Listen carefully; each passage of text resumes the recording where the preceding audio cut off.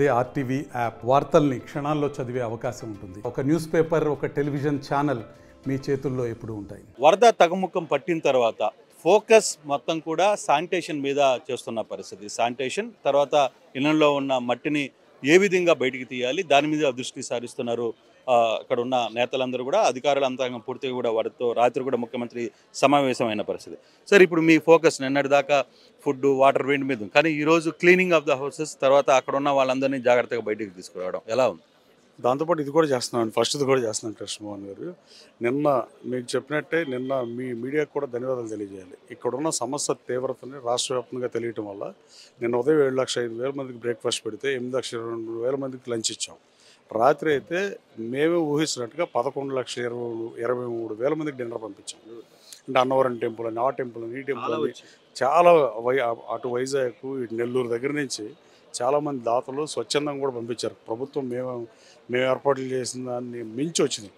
ఇంకా food square city అనేది ఉండదని నిన్న చెప్పాం, అది జరిగింది. నిన్న చిన్న సమస్య ఏంటంటే ముఖ్యమంత్రి గారు తిరిగినప్పుడు కూడా ఆయన ఫస్ట్ రోజు తిరిగారు, తర్వాత రెండో రోజు జక్కంపూడిలో లోడర్ మీద తిరిగారు 74 ఏళ్ళ వయసులో. నిన్న అయితే జేసీబీ మీద ఏరియల్ రివ్యూ చేస్తా కాలక్షేపం చేయట్లే ఆయన. అంత కష్టపడి చేస్తా నేను రాత్రి మీటింగ్ కూడా శానిటేషన్ ఇంపార్టెంట్ ఉంది, మున్సిపల్ ఎంప్లాయీస్ అందరినీ ఇక్కడ డిప్లాయ్ చేయమని అర్జెంటుగా ప్రజల ఇల్లు కూడా క్లీన్ చేసి వాళ్ళకి సదుపాయాలు మళ్ళీ రీస్టోర్ పాత స్థితికి తీసుకురావాలనే ఉద్దేశంతో పనిచేస్తున్నారు. ఆ రోజు ఆయన వచ్చినప్పటి నుంచి బాలకృష్ణ గారు 50 సంవత్సరాలు వేడుకున్న మానేసి ఇక్కడే ఉండి ఇక్కడ క్యాంప్ ఆఫీస్లో, కలెక్టరేట్లోనే క్యాంప్ ఆఫీస్ పెట్టి బస్ చేస్తా, సూచనలు సలహాలు ఇస్తా, రివ్యూలు చేస్తా. ఆయన అంత స్పీడ్గా నడవబట్టే వరద సహాయక చర్యలు కూడా అంత ముమ్మరంగా జరుగుతుంది అనేది మనం అంగీకరించాల్సిన నిజం. అలాగే ఇవాళ 15 లక్షల వాటర్ బాటిల్స్ తీసుకున్న పరిస్థితి. దాంట్లో కొన్నిసార్లు వాటర్ అందలేదని ముఖ్యమంత్రి గారు చెప్పారు. ఎక్కడో కొంత వాటర్ స్కేర్సిటీ కనపడుతుంది అనేది, అంటే వాటర్ సప్లైలోనే ప్రాబ్లం ఉందా లేకపోతే ఏం జరుగుతుంది? సప్లైలో లేదండి, అంటే మనం మాట్లాడకూడదు మీడియాలో. అది ఏమవుతుందంటే ఇప్పుడు ఒక బాక్స్లో 15 బాటిల్స్ ఉన్నాయి అనుకోండి, వాళ్ళు తీసుకెళ్ళిపోతుంటే మనం ఆపలేం కదండి. మాస్ క్రౌడ్ని మనం హ్యాండిల్ చేయడం, సో ఇచ్చేస్తున్నాం మేము కూడా. ఇప్పుడు వాళ్ళతో మీరు ఇదే తీసుకోవాలని చెప్పలేం కదా, అందుకు వచ్చిన సమస్య. దాన్ని కూడా అధిగమించాం. రాత్రి ముఖ్యమంత్రి గారు 30 లక్షల బాటిల్ కొనమన్నారు, ఇవాళ 30 లక్షలు కొన్నారు. 4,50,000 మందికి బ్రేక్ఫాస్ట్ వెళ్ళింది. దాంతో 10 లక్షల వాటర్ బాటిల్ పంపించాం. దాన్ని కూడా అధిగమిద్దాం ఉద్దేశంతో.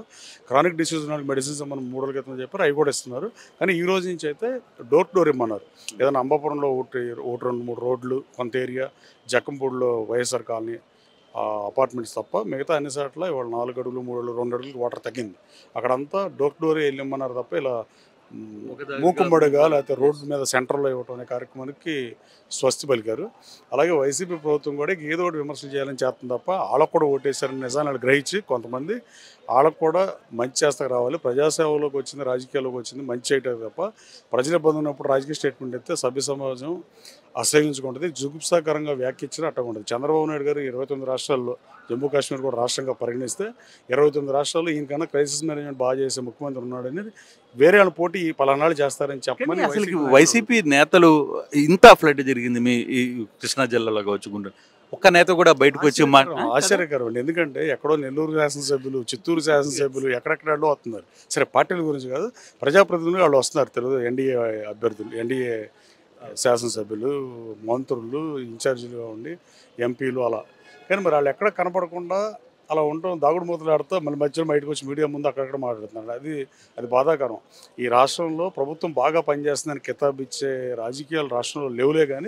కానీ అట్లీస్ట్ విమర్శ ఇచ్చి వరద బాధితులకు అండగా ఉండాల్సిన స్థితిలో వరద బాధితులకు ప్రభుత్వం అండగా ఉన్నప్పుడు సూచనలు ఇవ్వాల్సింది పోయి ఏదేదో రాజకీయం చేద్దాం అంటే, ప్రతిదీ రాజకీయం చేద్దాం అనుకుంటే పరిణామాలు ప్రజలన్నీ గమనిస్తారు. మనం పోటీ చేసేది ఒక్కడం, మనకు ఓటేసేవాళ్ళు 2,80,000 మంది. మన ఒక బ్రెయిన్ 2,80,000 మంది బ్రెయిన్ని మనమే మ్యానిపులేట్ చేద్దాం అనుకుంటే అది రాజకీయాల్లో కుదిరే పరిస్థితి కాదు. 151 సీట్లు 11 సీట్లు అయినాయి. అట్లాంటప్పుడు ఇంకా బాధ్యతతో వ్యవహరించాలి తప్ప బాధ్యత రాహిత్యంగా మాట్లాడటం. చంద్రబాబు గారి కన్నా క్రైసిస్ మేనేజ్మెంట్ ఏ ముఖ్యమంత్రి చేస్తాడు? ఆయన ముఖ్యమంత్రి 95లో అయ్యాడు. ఆ రోజు నుంచి ఈ రోజు వరకు ఈ 29 సంవత్సరాల్లో ఇంకో రాష్ట్రంలో ముఖ్యమంత్రి గారు ఈయనకన్నా బాగా చేశాడు అని కూడా చెప్పలేని వాళ్ళు వైసీపీ నాయకులు అట్లా చెప్పడం బాధాకరం. ఇప్పుడు రాజకీయంగా విభేదించి రాజకీయ విమర్శ 100% చేయొచ్చు. ఎదురు పార్టీ సూపర్ డూపర్ అని వాళ్ళు ఏమి అనరు, అది ఎక్స్పెక్ట్ చేయను కూడా. ఇప్పుడు బడ్జెట్ బాగుందని వాళ్ళు అనరు. మనం మంచి చేసినా వాళ్ళు దాంట్లో లోపాలు ఎతకడం ప్రతిపక్ష బాధ్యతను సరిపెట్టుకోవచ్చు. కానీ ఇట్లా వరద వచ్చినప్పుడు వాళ్ళు రాకుండా కూర్చొని వాళ్ళు ఊర్లు వెళ్ళిపోయి కంట్రీలు మారిపోయి ఇక్కడ మాత్రం ప్రజలు గాలికి వదిలేసి పైపేసి ముఖ్యమంత్రి గారు ఇంటికి వెళ్ళాడా? మీరు చెప్పండి. ముఖ్యమంత్రి గారు ఆ రోజు నుంచి ఇంటికి వెళ్ళలేదు, ఆయన ఆఫీస్కి వెళ్ళలేదు, సీఎంఓకి వెళ్ళలేదు, సెక్రటరీకి వెళ్ళా. ఇదే సెక్రటరేట్, అదే సీఎంఓ, అదే అక్కడే పడక బస్సులో నిద్రిస్తా, ఆయన ఎప్పటికప్పుడు సమీక్ష చేస్తా, అన్నిటినీ అధిగమిస్తా, రీస్టోర్ పాత 5-6 రోజుల క్రితం విజయవాడ ఎలా ఉందో అలా చేసి కానీ ముఖ్యమంత్రి గారు ఆయన ఇంటికి వెళ్ళరు. అలాంటి ముఖ్యమంత్రి గారిని విధుల పట్ల నిర్లక్ష్యం అవుతున్నారని మాట్లాడటం వాళ్ళ విఘ్నతకే వదిలేయాలి. అలాగే మీడియా సోదరులకు కూడా హృదయపూర్వక ధన్యవాదాలు తెలియజేసిన అవసరం ఉంది. ఎంత ఫుడ్ రావడానికి కారణం కూడా డెఫినెట్గా మీడియా ఒక కారణం, నో డౌట్ అబౌట్ ఇట్. నిన్న రాత్రి 11,23,000 మందికి పంపించామని మేము ఏర్పాటు చేసింది 5-6 లక్షలకు చేసాం. అంటే ఎనదర్ మేము అనుకున్నదానికి డబల్ వచ్చిందని. అలాగే ఇవాళ వాటర్ ఇష్యూ కూడా సాల్వ్ అయిపోయింది. రాబోయే కాలంలో శానిటేషన్ మిగతా విషయాలు కూడా ప్రభుత్వం అడ్రస్ చేస్తుంది. కానీ ఇప్పుడు మీకు ఒక పరిస్థితులు ఏర్పడతాయి. ఒక పెద్ద సమస్య కనబడుతుంది. మృతదేహాలు బయటకు వస్తున్నాయి. దాదాపు ఒక 20 మృతదేహాలు ఈరోజు విజయవాడ ఆ ప్రాంతంలోనే కనపడుతున్న పరిస్థితి. నిన్న ముఖ్యమంత్రి గారు కూడా ఒక మాట చెప్పారు ఎమ్మెల్యే గారు, అంటే ఏదైతే శ్మశాన వాటికలు ఉండో వాటి మీద విపరీతమైన ఫోకస్ పెట్టండి, అది మొత్తం క్లియర్ చేయండి, అవసరమైతే ఆల్టర్నేటివ్. రాత్రి సమీక్షలో కూడా చెప్పారండి. అది అంతకుముందు 95లో కూడా అలా జరిగినాటికి ఆయన ఇలా జరిగినప్పుడు వాళ్ళకి డబ్బులు ఇచ్చి సేవ చేసిన వాళ్ళకి, సర్వీస్ చేసిన వాళ్ళకి ఏదైనా ఇచ్చే ఆ టైప్లో. అలాగే యానిమల్స్ కూడా, గేదెలు కానీ ఆవులు కానీ ఇలాంటి ఏర్పాట్లు కూడా అటు కూడా ముఖ్యమంత్రి గారు గొయ్యి తీసి ఉప్పేసి పూడ్చి ఆ ఏర్పాట్లు కూడా చేయమని ఆదేశాలు జారీ చేయడం జరిగింది. శానిటేషన్ డిపార్ట్మెంట్ ఆల్ మున్సిపాలిటీస్కి ఇన్స్ట్రక్షన్స్ ఇచ్చినట్టున్నారు మంత్రి గారు కూడా. శానిటేషన్ ఎంప్లాయీస్ కూడా రాష్ట్ర వ్యాప్తంగా వచ్చే పరిస్థితి ఉంది. ఇవాళ వచ్చేస్తారనుకుంటా, లేకపోతే రేపు వస్తారండి.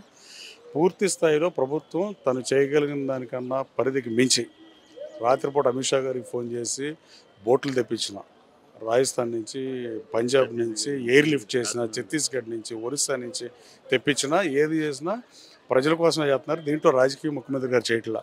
దయచేసి అన్ని పార్టీల నాయకులు, అదర్ పార్టీ నాయకులు కూడా అది ఆలోచిస్తే బెటర్ అని మీ ద్వారా విజ్ఞప్తి చేస్తాను. Thank you. సో ఇది ఓవరాల్గా నిన్నటి పరిస్థితికి ఈరోజు పరిస్థితికి మెరుగైన దీనికైతే వెళ్తున్నాం. శానిటేషన్ మీద ఫోకస్ ఈరోజు నుంచి స్టార్ట్ అవుతుంది. ఇతర రాష్ట్రాల నుంచి కూడా ఇతర ప్రాంతాల నుంచి కూడా శానిటేషన్ పీపుల్ ఇక్కడికి చేరుకోబోతున్నారు ఈరోజు అనేది ఎమ్మెల్యే చెప్తున్న పరిస్థితి. మరిన్ని వీడియోస్ కోసం ఛానల్ ని సబ్స్క్రైబ్ చేయండి, లేటెస్ట్ అప్డేట్స్ కోసం వాట్సాప్ ఛానల్ ని ఫాలో చేయండి, అండ్ లింక్ డిస్క్రిప్షన్ లో ఉంది.